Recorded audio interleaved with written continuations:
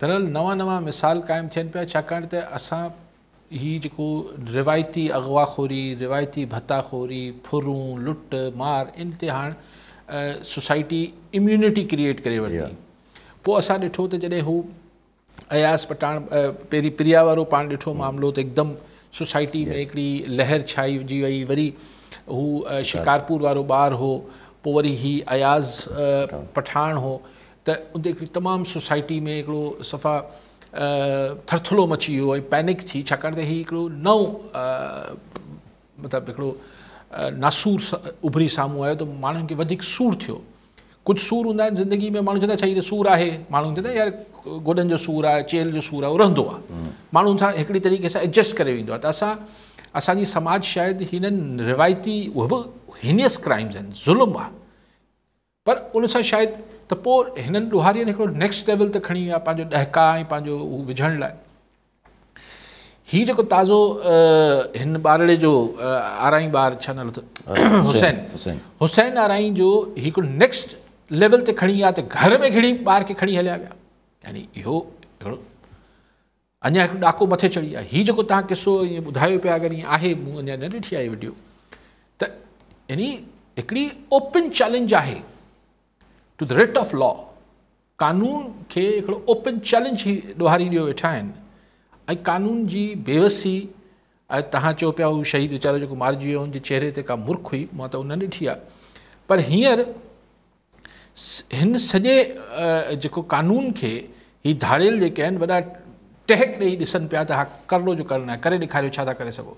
असांजा ऑफिसर चवनि पिया असीं वेझो पहुची विया आहियूं, असीं बसि ॼाण पहुता वेंदासीं, पोइ असीं हीअं करे छॾींदासीं, अलाह त ईमान आहे मिली, हा इनशा अलाह कंदो त थी वेंदो। ज़ाहिर हू धाड़ियल आहिनि, ॾोहारी आहिनि, उनखे तव्हां पैसा ॾींदो, ज़ाहिर ॿार इनशा अलाह कंदो। त हुसैन जो पीउ वीचारो अॼु जीअं सुटका भरे आराई जो पीउ रोई रहियो हो, अलाह कंदो त हुन पीउ खे, हुन माउ खे जिगर खे थधि पवंदी, ॿारड़ो हुनखे मोटी मिलंदो।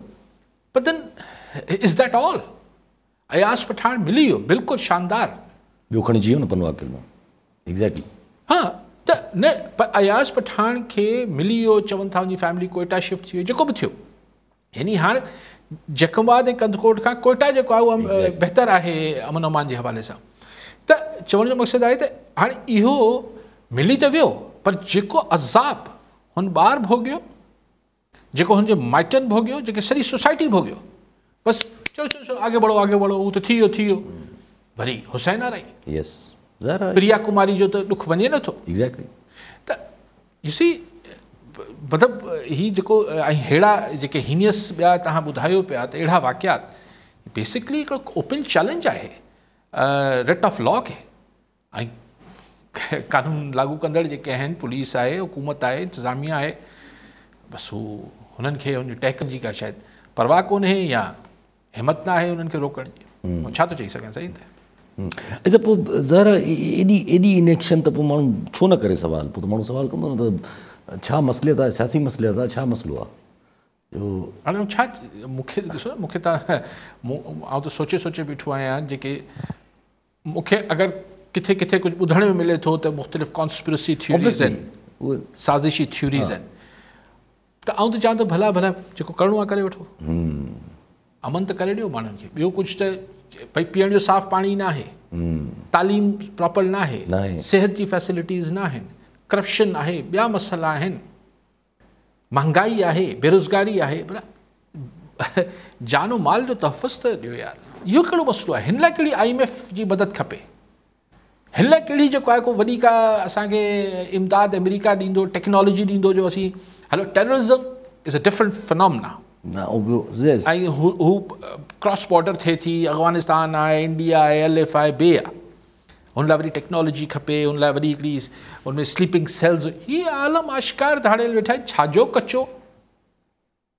छाजो कचो यार? जी हा, 15 ॾींहं कंहिंखे ॾियो, अपर सिंध कंहिं अहिड़े माण्हू जे हवाले कयो, ॾिसो हीअ कीअं शयूं ठीकु नथियूं थियनि। 15 ॾींहं चवां थो, त मतिलबु इहो न आहे त आउं हिकु टाज़न वारे हाम पियो हणां, इहो फैक्ट आहे। तव्हां ॻाल्हाए ॾिसो प्रोफेशनल ऑफिसर्स सां, लेकिन पोइ हुन में पंहिंजे पराए जी पोइ तमीज़ त न कबी।